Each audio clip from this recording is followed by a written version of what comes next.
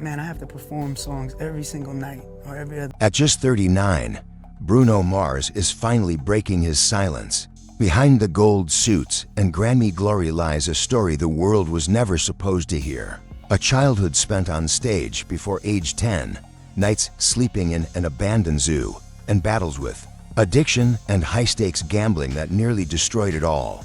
Then came the shocking rumor of a $50 million debt that spread like wildfire. Was it true, or the greatest myth in music? Stay tuned, because the truth Bruno just revealed will change everything you thought you knew about him. At just 4 years old, when most children were still learning to read, Peter Jean Hernandez was already performing 2 shows a night, 5 days a week in Waikiki. His family had a musical act, and he became their star. Dressed in a tiny glitter jumpsuit, he copied Elvis Presley's moves with uncanny precision, earning the nickname Little Elvis.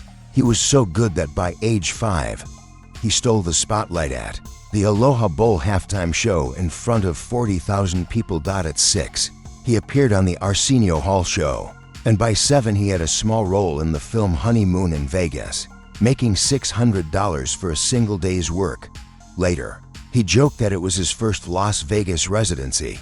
By the time he turned 10, Bruno had already performed close to 1,000 shows.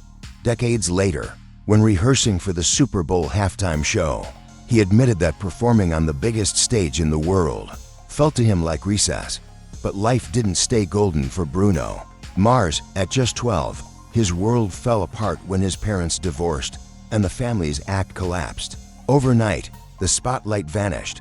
There were no more costumes, no more applause, and no more money. Bruno, his father, and his brother drifted between places to sleep, sometimes in their beat-up yellow '93 Cadillac, sometimes on rooftops, in Waikiki, and once in an abandoned bird zoo where peacocks shrieked through the night. They sneaked into hotel pools just to shower and survived on Spam musubi from 7-Eleven. For 5 long months, they lived without electricity. Bruno practiced his guitar under moonlight because they couldn't afford amplifiers at school. Classmates mocked his second-hand clothes, but he refused to give up. To scrape by, he performed as a Michael Jackson impersonator for $75 a night, saving every penny for demo tapes. By 2003, record labels noticed his demos, but wanted to mold him into the next Ricky Martin, insisting he sing in Spanish. Bruno refused. He didn't want to be anyone's stereotype. Reinventing himself, he chose the name Bruno after wrestler Bruno Sammartino and added Mars, inspired by a girl who once told him he must be from another planet. At 18, he moved to Los Angeles with just $600 and 3 demo CDs. His first year was brutal, bouncing between cheap motels, overcrowded studios in Koreatown, and weeks living on 99-cent tacos from Jack in the Box. A short-lived deal with Motown Records collapsed within a year, but failure soon turned into fate. He met Philip Lawrence, another struggling artist, and together with Ari Levine, they formed the Smeezingtons, writing in a beat-up Toyota Corolla and tiny studios. They dissected thousands of songs until they mastered the formula. Their persistence paid off with hits like Flo Rida's Right Round, B.O.B.'s Nothin' on You, and Travie McCoy's Billionaire. Before Bruno ever released his own song, he was already shaping the sound of pop. In 2010, he finally stepped into the spotlight with Just the Way You Are. The single entered the Billboard Hot 100 in August and shot to #1 in just 8 weeks. It stayed on the chart for 48 weeks, sold over 6 million downloads in the US alone, and went 13x platinum worldwide. His next single, Grenade, hit #1 in 15 countries and sold more than 500,000 downloads in a single week. By 2011, Bruno Mars had become one of the most successful debut acts in history, earning 7 Grammy nominations, including Album and Record of the Year. He won Best Male Pop Vocal, the youngest man to win the award since Stevie Wonder in 1974. But Bruno was not content with safe pop. His 2012 album Unorthodox Jukebox broke all expectations. The label wanted a neat, dance-friendly record. Instead, Bruno and his team blended disco, reggae, rock, and funk. Executives panicked warning that radio wouldn't play such a chaotic album. Bruno stood firm, even giving up future royalties to fund live horns and vintage equipment. The gamble worked. Locked Out of Heaven soared to #1 and stayed there for 6 weeks. Critics hailed it as the revival of the Police's sound. Within a year, the album had sold 6 million copies worldwide, and at the Grammys, it won Best Pop Vocal Album. Then came Uptown Funk, born from a jam session with Mark Ronson. It became a cultural phenomenon. The track ruled the charts for 14 weeks, the longest streak of the decade until Old Town Road.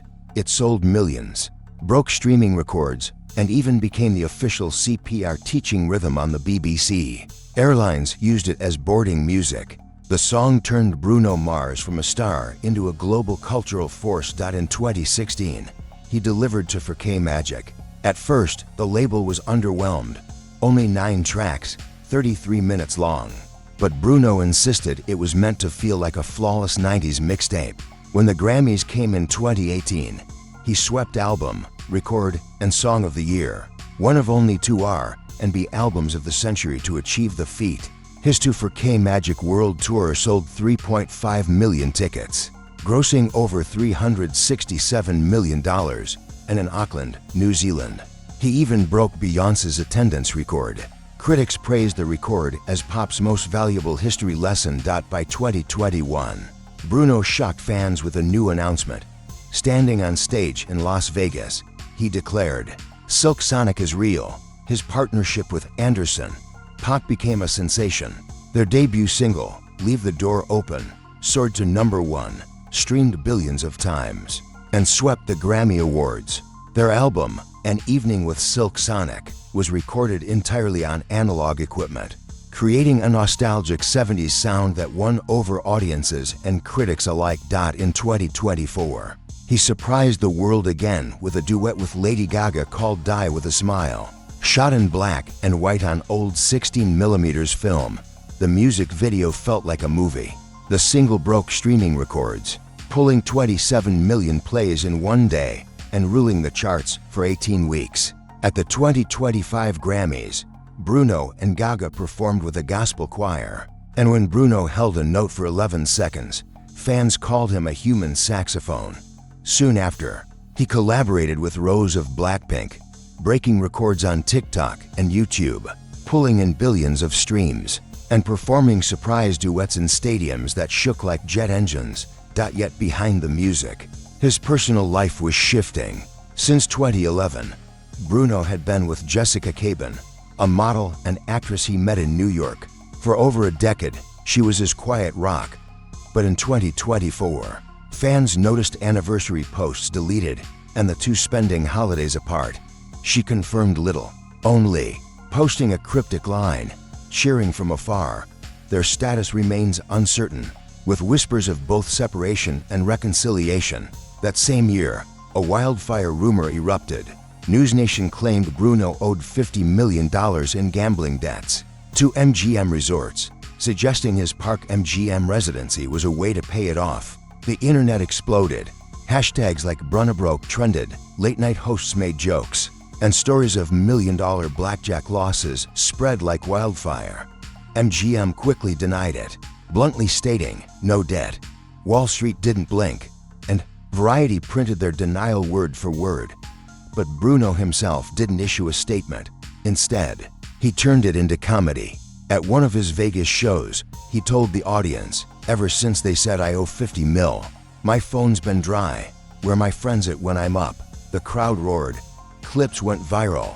Later, when Spotify announced he had 150 million monthly listeners, he posted, "Keep streaming. I'll be out of debt in no time." The rumor, whether true or not, said less about his finances and more about how believable it felt. Bruno has admitted in the past that he started gambling young, even once losing everything in a poker game. Combined with his reputation for high roller, living in Las Vegas, the story was irresistible. But instead of letting it damage him, Bruno spun it into free publicity.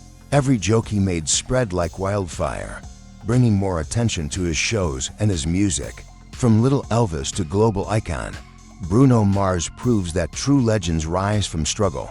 survive the rumors, and shine brighter than ever. His story is more than music, it's magic. If this inspired you, hit like, share with friends, and subscribe for more untold stories. Thanks for watching.